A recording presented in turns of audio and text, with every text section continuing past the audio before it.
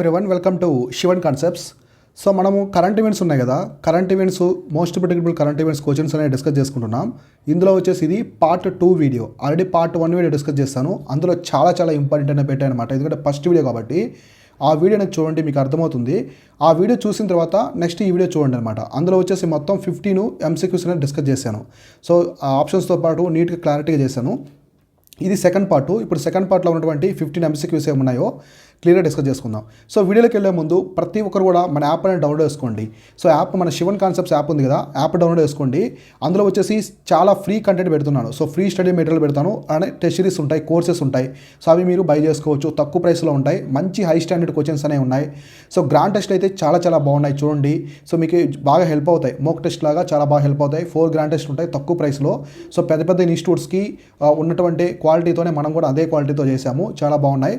అక్కడ statement of questions కావచ్చు, అన్నీ ఉన్నాయి. నెగిటివ్ మార్క్స్ కూడా ఉన్నాయి అక్కడ, ఎందుకంటే మీకు ప్రిపరేషన్ కరెక్ట్ లెవెల్ తెలియడానికి. సో అవన్నీ చూడండి. నెక్స్ట్ ఎగ్జామ్కి సంబంధించిన టిప్స్ ట్రిక్స్ కూడా నేను యాప్లోనే చెప్తూ ఉంటాను వీడియోస్. సో ఇప్పుడు మనం చూస్తే ప్రశ్నలు ఏమున్నాయి చూద్దాం. సో ఫస్ట్ ప్రశ్న వచ్చేసి, which institution launched the spark virtual space tech park. ఇది వచ్చేసి మనకి వర్చువల్ స్పేస్ టెక్ పార్క్ అనమాట. అంటే వర్చువల్గా ఒక స్పేస్ టెక్ పార్క్ అనేది స్టార్ట్ చేశారు. దానికి స్పార్క్ అని పేరు పెట్టారు, ఒక స్పార్క్ అనేసి పేరు పెట్టారు. అది ఎవరు స్టార్ట్ చేస్తారని ఇక్కడ అడుగుతున్నారు. సో ఇక్కడ స్పేస్ అన్నారు, ఆల్మోస్ట్ స్పేస్ అన్నారు కాబట్టి మీకు అర్థమై ఉంటుంది ఆర్గనైజేషన్ ఏంటని. ఇక్కడ చూడండి, మీకు నీతి ఆయోగ్ అనేది అసలు సంబంధం ఉండదు. తర్వాత BEL, భారత్ ఎలక్ట్రానిక్స్ లిమిటెడ్, అసలు సంబంధం ఉండదు. సో DRDO ఒకటి, ఇస్రో ఒకటి ఉంటుంది. ఇప్పుడు ఇస్రో మనకి DRDO కూడా స్పేస్కి సంబంధించిన ఏమైనా ఉంటాయా, మిసైల్స్ ఇట్లాంటివి ఏమైనా ఉంటాయంటే సో కొంచెం 1-2 ఉంటాయి. కానీ ఆల్మోస్ట్ వచ్చేసి స్పేస్ అంటే మనకి ఇస్రోనే గుర్తొస్తుంది అనమాట. కాబట్టి ఇక్కడ ఆన్సర్ వచ్చేసి ఇస్రో అనమాట. ఇస్రో మనకి రీసెంట్గా దీన్ని లాంచ్ చేసింది ఇన్స్టిట్యూషన్. అది వచ్చేసి స్పార్క్ అనమాట. అదేంటంటే వర్చువల్గా స్పేస్ టెక్ పార్క్. అక్కడ ఇస్రో సంబంధించినటువంటి అన్నీ ఉంటాయి. మనకి ఫస్ట్ శాటిలైట్ ఇమేజెస్ కావచ్చు, ఒక మ్యూజియంలో వీళ్ళైతే స్టార్ట్ చేస్తారు అనమాట, మొత్తం టెక్ పార్క్ లాగా. ఇది ఒకటి చూసుకోండి. Next, which Indian leader is associated with the Purna Swaraj idea అనేది Vande Mataram news paper. So పూర్ణ స్వరాజ్ ఐడియా ఒకటి, వందే మాతరం న్యూస్ పేపర్ అనేది ఎవరు స్టార్ట్ చేస్తారని ఇక్కడ అడుగుతున్నారన్నమాట. సో సుభాష్ చంద్రబోసు, అరవింద ఘోష్, గోపాలకృష్ణ గోఖలే, దాదాబాయి నవరోజీ. ఇక్కడ సుభాష్ చంద్రబోస్కి అసలు సంబంధమే లేదు పూర్ణ స్వరాజ్ అనే దాని గురించి. సో మనకి గోపాలకృష్ణ గోఖలే కూడా సంబంధం లేదు. దాదాబాయి నవరోజీ కూడా ఉన్నారు, కానీ ఆయనకి అంత అటాచ్మెంట్ అనేది ఎక్కువ లేదనమాట. ఇక్కడ ఆన్సర్ వచ్చేసి అరవింద ఘోష్కి సంబంధించింది. ఇక్కడ చూడండి, ఒకవేళ పూర్ణ స్వరాజ్కి దాదాబాయి నవరోజీ ఉన్నప్పుడు ఉన్నా కూడా, కానీ ఇక్కడ వందే మాతరం న్యూస్ పేపర్ అనేది సంబంధం లేదనమాట. కాబట్టి వందే మాతరం న్యూస్ పేపర్ అనేది ఇక్కడ కీవర్డ్ గుర్తుపెట్టుకోండి. ఒక 2 ఇచ్చారనుకోండి, ఆప్షన్స్లో ఒకదానికి ఇంకొక అటాచ్ ఉండొచ్చు, కాకపోతే ఒకదానికి మాత్రం ఇనుగ్గా ఉంటారు, అది మాత్రం పర్ఫెక్ట్గా ఆన్సర్ ఉంటుంది. కాబట్టి ఇక్కడ ఆన్సర్ వచ్చేసి ఇక్కడ అరవింద ఘోష్. కాబట్టి గుర్తుపెట్టుకోండి, మీకు కొన్ని ఫ్యాక్ట్స్ అనేది ఇక్కడ ఎక్స్ప్లెయిన్ చేస్తాను. సుభాష్ చంద్రబోస్ పెట్టిన పార్టీ వచ్చేసి forward black. So forward black వచ్చేసి సుభాష్ చంద్రబోస్ పెట్టిన పార్క్. గోపాలకృష్ణ గోఖలే వచ్చేసి ఎవరంటే మనకి political guru of Gandhiji. So political guru of Gandhi. So గాంధీజీకి పొలిటికల్ గురు. సో దాదాబాయి నవరోజీ ఏమంటారంటే grand world men of India అంటారు, grand world men of India. So ఈయన రాస్తు గోఫర్ అనే ఒక జనరల్ కూడా రాశాడు అనమాట, రాస్తు గోఫ్తార్. సో ఇది కూడా ఇంపార్టెంట్, చూసుకోండి. ఇట్లా ఆప్షన్స్ అన్నీ నీట్గా ఎక్స్ప్లెయిన్ చేస్తాను కాబట్టి నీట్గా ఓపిక్గా చూడండి, మీకు చాలా హెల్ప్ అవుతాయి. సో నెక్స్ట్ థర్డ్ ప్రశ్న ఏముంది కరెంట్ ఈవెంట్స్లో మనకి. ఇది ఎందుకంటే న్యూస్లో ఉందంటే హిస్టరీ పరంగా ఏదో కాన్సెప్ట్ వచ్చి ఉంటుంది న్యూస్లో, అందువల్ల వచ్చిందనమాట. నెక్స్ట్, అగస్తమలి ఎలిఫెంట్ రిజర్వ్ చాలా ఇంపార్టెంట్, న్యూస్లో ఉంది. Which was notified very recently located in the state. మామూలుగా మనకి తమిళనాడులో ఇప్పటివరకు 4 ఉన్నాయన్నమాట. ఎలిఫెంట్ రిజర్వ్స్ వచ్చేసి తమిళనాడు 4 ఉన్నాయి. రీసెంట్గా ఇంకోటి గుర్తించారు, దీంతో వచ్చేసి మొత్తం ఎన్ని 5 ఎలిఫెంట్ రిజర్వ్స్ అనేవి మనకి తమిళనాడు రాష్ట్రంలో ఉన్నాయన్నమాట. సో ఈ అగస్తమలై ఎలిఫెంట్ రిజర్వ్ ఎక్కడ ఉందంటే మనకి తమిళనాడు రాష్ట్రంలో ఉంది. ఎక్కడుందంటే తమిళనాడులో ఉంది. సో ఇది న్యూస్లో ఉంది మనకి. ఎగ్జాక్ట్గా 10 days ముందు అనుకుంటా, ఒక 10 days ముందేమో, 10 to 15 days ముందు వచ్చింది. ఇది 10 days అనుకుంటాను. సో ఇక్కడ చూడండి, ఎలిఫెంట్ రిజర్వ్ అనేది తమిళనాడు గుర్తించింది. ఈ అగస్తమలై ఎక్కడ ఉంటుందంటే ఎగ్జాక్ట్గా మనకి కేరళ బోర్డు దగ్గర ఉంటుంది. కేరళ దగ్గర మనకి మధురై, సేలం అవి ఉన్నాయి కదా తమిళనాడుకి సంబంధించినవి, అక్కడ ఉంటుంది. గుర్తుపెట్టుకోండి, చాలా ఇంపార్టెంట్. అగస్తమలై ఎలిఫెంట్ రిజర్వ్ ఎక్కడ ఉందంటే తమిళనాడు రాష్ట్రంలో ఉంటుంది. ఇప్పటివరకు 4 ఉన్నాయి, దీంతో 5 అయ్యాయి అనమాట. So next, what is the name of India's first saline water lantern అనమాట. సో ఇక్కడ ఇది ఇంపార్టెంట్, బాగా న్యూస్లో ఉంది, ఇది కూడా చూసుకోండి. మామూలుగా మనకి ఇక్కడ ఇండియాకి సంబంధించిన ల్యాంటరైన్ అనేది ఒకటి స్టార్ట్ చేశారు. అది దానికి ఒక నేమ్ పెట్టారనమాట. దానికి వచ్చేసి ఒక నేమ్ అనేది పెట్టారు. అది ఏంటని వీళ్ళైతే అడుగుతున్నారు. సో దానికి సంబంధించి ఇప్పుడు ఏముందో మనం క్లియర్గా డిస్కస్ చేసుకుందాం. సో ల్యాంతర్న్ అంటే మీకు ఐడియా ఉందా అదేంటో? సో ల్యాంతర్న్ అంటే ఏంటంటే మనకి ఒక లాంతర్ అంటాం కదా, మనకు లాంతర్ అని అంటాం. చీకట్లో మనకి కరెంట్ లేని టైంలో ఉన్నాయి కదా ఓల్డ్ ఫ్యాషన్స్, అట్లాంటిది అనమాట లాంతర్ అంటారు. సో ఇది ద్వీపం లాగా మనం మనకి కరెంట్ లేని టైంలో పెట్టుకున్న లాంతరం అంటారు కదా తెలుగులో. సో దాని పేరేందని ఇక్కడైతే వాళ్ళు అడుగుతున్నారు. సో ఇక్కడ ఆప్షన్స్ ఏమి ఇచ్చారంటే అన్వేషిక, సాగరు, రోషిని, సో ఇంకా ఏమి ఇచ్చారు రోషిని అండ్ ఉదాన్ ఇచ్చారనమాట. ఇక్కడ ఆన్సర్ వచ్చేసి రోషిని. రోషిని అంటేనే కాంతి అని అర్థం. సో హిందీలో రోషిని అంటే కాంతి, సో బ్రైట్నెస్, సో బ్రైట్నెస్ ప్రకాశవంతంగా వచ్చేటటువంటి కాంతి అనమాట. సో ఈ విధంగా గుర్తుపెట్టుకోండి. ఇండియాకి సంబంధించిన సెలైన్ వాటర్ అనమాట. అంటే మామూలుగా ఇంతకుముందు మనకి అట్లా కిరోసిన్ పోసేవాళ్ళు, అందులో వచ్చేసి కిరోసిన్ కానీ ఇట్లా ఏదైనా పెట్రోల్ కానీ ఉండి మండుతూ ఉంటుంది అనమాట అది. సో ఇప్పుడు ఏంటంటే రీసెంట్ మన ఎలక్ట్రికల్ కూడా వచ్చాయి, ఇప్పుడు ఛార్జింగ్ కూడా వచ్చాయి. కాకపోతే సెలైన్ వాటర్తో పనిచేసేది ఇండియాలో ఫస్ట్ టైము. దానికి వచ్చేసి రోషిని పేరు పెట్టారు. సో ఇట్లా కొన్ని పేర్లు ఉంటాయి మనకి. For example nuclear power plant ఉంది ఇండియాలో. ఫస్ట్ న్యూక్లియర్ పవర్ ప్లాంట్ పేరు ఏంటి తెలుసా మీకు? అప్సరా. చాలాసార్లు అడిగారు ఇది, అప్సరా. ఇట్లా first satellite Aryabhata, first satellite వచ్చేసి Aryabhata. So first nuclear plant వచ్చేసి అప్సరా. ఇట్లాంటి అడుగుతుంటారు కాబట్టి ఇట్లా గుర్తుపెట్టుకోండి. ఇండియాస్ ఫస్ట్ చాలా చాలా ఇంపార్టెంట్. సో తర్వాత 5th ప్రశ్న ఏముందో చూద్దాం. So who is the first cricketer to play 600 matches in T20? So who is the first cricketer to play 600 matches in the T20 cricket? So 600 matches. So 600 matches అంటే ఇది ఎట్లా అడిగారు ప్రశ్న అనేది కొంచెము 600 T20s ఆడారని, అంటే మనకి ఐపీఎల్ మ్యాచ్లు కావచ్చు. ఇది ఎట్లా అడిగారంటే IPL, international, Caribbean premier league ఇట్లా మొత్తం కలిపి 600 మ్యాచెస్ ఎవరైనా అడుగుతున్నారు. చూడండి, ఇట్స్ ఏ వండర్ఫుల్ రికార్డ్ అనమాట ఇది. సో 600 T20 మ్యాచెస్ అంటే ఇట్స్ ఏ ఇంపాసిబుల్ థింగ్ అనమాట మామూలుగా. కానీ ఒక క్రికెటర్ అయితే ఆడారనమాట. సో విరాట్ కోహ్లీ, రోహిత్ శర్మ, కిరణ్ పోలార్డ్, అలానే వచ్చేసి మనకి కిరణ్ పోలార్డ్ వచ్చేసి నెక్స్ట్ ఆండ్రే రస్సెల్. మీకు అర్థమై ఉంటుంది ఆల్రెడీ, డైరెక్ట్ ప్రశ్న. కిరణ్ పోలార్డ్ ఆడాడనమాట. సో మనకి ఐపీఎల్ కావచ్చు, ఐపీఎల్, ఎన్పీఎల్, నేషనల్ ప్రీమియర్ లీగ్ అని పాకిస్తాన్ జరుగుతుంది, కరేబియన్ ప్రీమియర్ లీగు దుబాయ్లో ఒకటి జరుగుతుంది, T10. ఇట్లా మనకి T20కి సంబంధించిన అన్ని ప్రీమియర్ లీగ్లు, ఇంటర్నేషనల్ T20 కావచ్చు, ఐసీఐసీకి సంబంధించినవి అన్నీ చూసుకుంటే మొత్తము 600 మ్యాచెస్ ఆడాడనమాట. T20లో 600 మ్యాచెస్ ఆడిన ఒకే ఒక ప్లేయర్ వచ్చేసి మనకి కిరణ్ పోలార్డ్. అదొకటి నీట్గా చూసుకోండి. తర్వాత 6th ప్రశ్న వచ్చేసి ఇస్రో రీసెంట్లీ టెస్టిఫైడ్ మిసైల్ది లో ఆల్టిట్యూడ్ ఎస్కేప్ మానిటర్ LEM అని ఒక స్టార్ట్ చేసిందనమాట. ఒక దాన్ని ఫైర్ చేశారు మిషన్. సో అది దేనికి సంబంధించింది? అది వచ్చేసి దేనికి సంబంధించి అడుగుతున్నారు. టెస్టిఫైడ్ది మైల్ స్టోన్ లో ఆల్టిట్యూడ్ ఎస్కేప్ మోటార్ అని అంటారనమాట. దాన్ని వచ్చేసి LEM అంటారు. అది ఏ మిషన్కి సంబంధించిందని ఇక్కడ అడుగుతున్నారు. సో ఇక్కడ చూస్తే సముద్రయాను, గగనయాను, ఆదిత్య L1 మిషను, నెక్స్ట్ వచ్చేసి వీనస్ ఆర్బిటర్ మిషను. ఇది మనకి గగనయానికి సంబంధించింది. గగనయాన్ అంటే ఆస్ట్రోనట్స్ని మనకి స్పేస్లో పంపించడం అనమాట. ఇప్పుడు ISS ఉంది కదా, ఇంటర్నేషనల్ స్పేస్ స్టేషను, దాని మీదకి ఆస్ట్రోనట్స్ని పంపించడం. ఇప్పటివరకు కూడా ఇది ఏ కంట్రీకి లేదనమాట. ఒక రష్యా, ఒకటి అమెరికా, US కావచ్చు, అలానే అమెరికా, రష్యా వాళ్ళు మాత్రమే పంపిస్తున్నారు ఇప్పటివరకు. ఇక ఏ కంట్రీ కూడా మానవులను అయితే పంపించలేదు. మామూలుగా USA అంటే యూరోపియన్ స్పేస్ ఏజెన్సీ ఇవన్నీ కూడా నాసాతో కొలాబరేట్ చేసాయి, కానీ ఇప్పటివరకు ఎవరు పంపించలేదు. ఇండియా వాళ్ళు గగనయాన్ కూడా స్టార్ట్ చేస్తున్నారు. గగనయాన్ అంటే మన మానవ సహిత అంటే మానవుల్ని పంపించడం, ఆస్ట్రోనట్స్ని వచ్చేసి పంపిస్తారనమాట. ఎక్కడికి? ISS స్టేషన్కి, అంతరిక్షంలోకి. ఇది గగనయానికి సంబంధించింది. లో ఆల్టిట్యూడ్ ఎస్కేప్ మోటార్ అంటే ఒకటి ఎస్కేప్ అవుతుంది మోటార్. లో ఆల్టిట్యూడ్ టైం ఉంటుంది కదా, తక్కువ హైట్లో, అదొకటి గుర్తుపెట్టుకోండి. గగనయానికి సంబంధించింది. సో జస్ట్ అది ఏ మిషన్కి సంబంధించింది గుర్తుపెట్టుకుంటే చాలు. ఈ విధంగా మీరు కవర్ చేసుకోవచ్చు. నెక్స్ట్ వచ్చేసి 7th ప్రశ్న ఏమి ఇచ్చారంటే which institution released the policy brief title the all that glitters is not gold and digital currency? So రీసెంట్గా ఒక ఇన్స్టిట్యూషన్ అనేది ఒక పాలసీ స్టార్ట్ చేసింది అనమాట. ఆ పాలసీకి వచ్చేసి ఒక టైటిల్ ఇచ్చింది. ఆ పాలసీకి టైటిల్ ఇస్తారు కదా, నేమ్ ఇస్తారు కదా, దానికి ఏమి ఇచ్చారంటే all that glitters is not gold అంటే మెరిసేవన్నీ బంగారం కదని డిజిటల్ కరెన్సీ మీద ఒక స్టేట్మెంట్ అయితే ఇచ్చిందనమాట. అది ఎవరు ఇచ్చారని చెప్పేసి ఇక్కడ అడుగుతున్నారు. So world bank, UNCTAD, IMF, మనకు ఆన్సర్ వచ్చేసి UNCTAD అనమాట. సో మనకు తెలుసు కదా, United nations commerce and trade ఉంటుంది అనమాట, దానికి సంబంధించింది. సో ఇది బాగా గుర్తుపెట్టుకోండి. సో ఇట్లాంటి స్టేట్మెంట్స్, టైటిల్స్ ఇస్తుంటారు కొన్ని మీకు. రిపోర్ట్స్ అండ్ ఇండిసెస్సే కాకుండా ఇట్లాంటివి కూడా ఇస్తారు, దీనికి సంబంధించినవి కూడా ఇస్తారు. కాబట్టి అది కూడా చూసుకోండి. నెక్స్ట్ మీకు దీని గురించి ఫుల్ ఫామ్ కూడా చెప్తాను, ఎందుకంటే ఇంపార్టెంట్, ఒక్కోసారి అడుగుతూ ఉంటారు. సో UN అంటే మీకు తెలుసు కదా, United nations. So United nations conference on trade and development. So మీకు తెలిసే ఉంటుంది almost, trade and development. So UNCTAD అంటే United nations conference on trade and development. ఇదైతే డిజిటల్ కరెన్సీ మీద ఇచ్చిందనమాట రీసెంట్గా. ఎందుకంటే చాలా దేశాలు కూడా డిజిటల్ కరెన్సీని స్టార్ట్ చేస్తున్నాయి.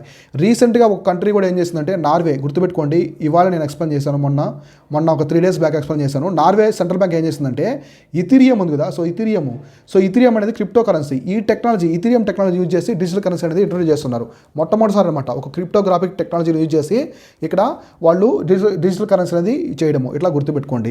నెక్స్ట్ 8th ప్రశ్న వచ్చేసి ఏమి ఇచ్చారంటే which state launched the which state launched the community radio station named the radio జైఘోష్ అని ఒక కమ్యూనిటీ రేడియోను స్టేషన్ స్టార్ట్ చేశారు. అది ఏ స్టేట్ అనేది లాంచ్ చేసిందని ఇక్కడ అడుగుతున్నారు. సో బీహార్, ఉత్తరప్రదేశ్, తెలంగాణ, కేరళ. ఇక్కడ ఆన్సర్ వచ్చేసి మీకు ఏంటంటే ఉత్తరప్రదేశ్. సో ఉత్తరప్రదేశ్ అనేది రీసెంట్గా కమ్యూనిటీ రేడియో స్టేషన్ లాంచ్ చేసింది అనమాట. కమ్యూనిటీ రేడియో స్టేషన్ లాంచ్ చేసింది, దానికి పేరు వచ్చేసి రేడియో జైఘోష్ అని పెట్టింది. అది ఏ స్టేట్ అంటే ఉత్తరప్రదేశ్. నెక్స్ట్ 9th ప్రశ్న ఏముందంటే which institution launch the spark. So virtual space tank already discuss చేస్తాం కదా మనం, ఇస్రో సంబంధించింది, సేమ్ క్వశ్చన్ రిపీట్ అయింది. సో ఇదొకటి. సో నెక్స్ట్ మనం చూసుకుంటే చూడండి, నెక్స్ట్ వచ్చేసి 10th ప్రశ్న. సో 10th ప్రశ్న ఏముందో చూద్దాం. సో 10th ప్రశ్న వచ్చేసి which country has partnered with India so మెటలాజికల్ department to past track the climate change in India. అంటే క్లైమేట్ చేంజ్, మన క్లైమేట్ చేంజ్ ఏంటంటే ఈ మధ్య ఎక్కువ చేంజ్ అవుతుంటారు క్లైమేట్లో వచ్చేసి. ఒక్కసారి టెంపరేచర్స్ పెరగడం కానీ, సో గ్లేషియర్స్ కరగడము, సీ లెవెల్ రైజ్ పెరగడం, ఇట్లా క్లైమేట్ చేంజ్ వల్ల జరుగుతూ ఉంటుంది. ఇది మనకి నెగిటివ్ కోరిలేషన్ అనమాట. సో ఇది రీసెంట్గా ఐఎండీ ఉంది కదా మనకి, ఐఎండీ డిపార్ట్మెంట్ అంటే ఇండియన్ వెదర్కి సంబంధించిన డిపార్ట్మెంట్ ఉంది కదా. సో దీంతో ఇంకొక కంట్రీ అనేది పార్ట్నర్షిప్ అయ్యి ఇండియాలో క్లైమేట్ చేంజ్ లెవెల్స్ మొత్తం కూడా ట్రాక్ చేస్తుంది అనమాట. అది ఏ కంట్రీ అని ఇక్కడ అడుగుతున్నారు. So France, USA, Japan, Germany. Answer వచ్చేసి జపాను. సో జపాన్ అనేది మనకి చాలా క్లోజెస్ట్ అల్లీ, సో చాలా ఫ్రెండ్లీ కంట్రీ, మన ఇండియాతో చాలా ఫ్రెండ్షిప్ ఉండే బెస్ట్ పార్ట్నర్ అనమాట, one of the closest ally. So జపాన్తో కలిసి ఐఎండీ మన ఇండియన్ మెటలాజికల్ డిపార్ట్మెంట్ ప్లస్ జపాన్కి సంబంధించిన వాతావరణ సంస్థలు రెండు కలిపి ఇండియాలో క్లైమేట్ చేంజ్ అనేది ట్రాక్ చేస్తున్నాయి. ఇదొకటి. సో నెక్స్ట్ 11th ప్రశ్న ఏముందో చూద్దాం. సో 11th ప్రశ్న ఏమి ఇచ్చారంటే, సో 11th వన్ చూడండి ఇంపార్టెంట్. సో 11th వన్ ఏమి ఇచ్చారంటే India signed the audio visual co production treaty. So రీసెంట్గా ఇండియా వచ్చేసి ఆడియో విజువల్ కో ప్రొడక్షన్ ట్రీటీ, ఇట్లాంటి ట్రీటీస్ గుర్తుపెట్టుకోండి. ఇవి ఐఆర్లో వస్తాయన్నమాట. ఇంటర్నేషనల్ రిలేషన్స్లో ఏ కంట్రీస్ మధ్య ఎటువంటి సైన్ చేసుకున్నారు, తీస్తా అగ్రిమెంటు ఏ దేశాలకి, బంగ్లాదేశ్కి, ఇండియాకి, అట్లా కొన్ని అగ్రిమెంట్స్ ఉంటాయి కదా, అట్లాంటి అడుగుతూ ఉంటారు. ఇప్పుడు రీసెంట్గా న్యూస్లో ఉంది ఆడియో విజువల్ కో ప్రొడక్షన్ ట్రీటీ అనేది సైన్ చేసుకున్నారు అనమాట. ఇండియా ఇంకో కంట్రీ అనేది సైన్ చేశాయి, అది ఏ కంట్రీ అని అడుగుతున్నారు. సో ఆడియో విజువల్ కో ప్రొడక్షన్ ట్రీటీ ఎవరు చేస్తారంటే మనకి ఆస్ట్రేలియా చేసింది. ఆల్రెడీ నేను డైలీ కరెంట్ అఫైర్స్లో డిస్కస్ చేశాను. సో మీరు ఏకమఐఎస్ ఇన్స్టిట్యూట్లో నేను డైలీ కరెంట్ అఫైర్స్ చెప్తాను కదా, అవి కూడా ఫాలో అవ్వండి. ప్రతిరోజు నేను టెలిగ్రామ్ ఛానల్లో పెడుతూ ఉంటాను. ఒకవేళ నేను మిస్ అయినా కూడా టెలిగ్రామ్ ఛానల్లో పెట్టడము, మీరు వచ్చేసి ఆ ఛానల్లోకి వెళ్ళేసి యూట్యూబ్ ఛానల్లోకి ఏకమఐఎస్లోకి చూడొచ్చు అనమాట. ఇది మామూలు తెలుగు సంబంధించిన ఫిలిమ్స్కి. సో మనము ఇప్పుడు పెద్ద పెద్ద మూవీస్ చూస్తుంటాం, బాహుబలి. సో బాహుబలి కావచ్చు, RRR, ఇట్లాంటి పెద్ద పెద్ద మూవీస్కి ఎఫెక్ట్స్ ఉంటాయి కదా మనకి, ఇవి ఇండియాలో చాలా తక్కువ అనమాట. వేరే దేశాల నుంచి మన అమెరికా వాళ్ళని అట్లా పిలుపుస్తుంటాం ఎక్స్పర్ట్స్ని. అట్లా ఆడియో విజువల్కి సంబంధించిన ట్రీటీ కూడా మనము ఫిల్మ్స్కి సంబంధించింది ఆస్ట్రేలియాతో చేసుకున్నాం. ఇది ఒకటి ఇంపార్టెంట్. సో నెక్స్ట్ 12th ప్రశ్న ఏంటి, 12th ప్రశ్న ఏముందో చూద్దాం. సో 12th వన్ ఏమి ఇచ్చారంటే ఇక్కడ which union ministry launched the smile 75. Very very important. ఇది చాలా న్యూస్లో ఉంది. ఇదైతే నేనైతే కంపల్సరీ ఇచ్చేదానికి అవకాశం ఉందని అనుకుంటున్నాను. 100% టీఎస్పీఎస్సీ గ్రూప్ 1 ప్రిలిమ్స్లో అడిగేదానికి అవకాశం ఉంది రాబోయే ఎగ్జామ్స్లో.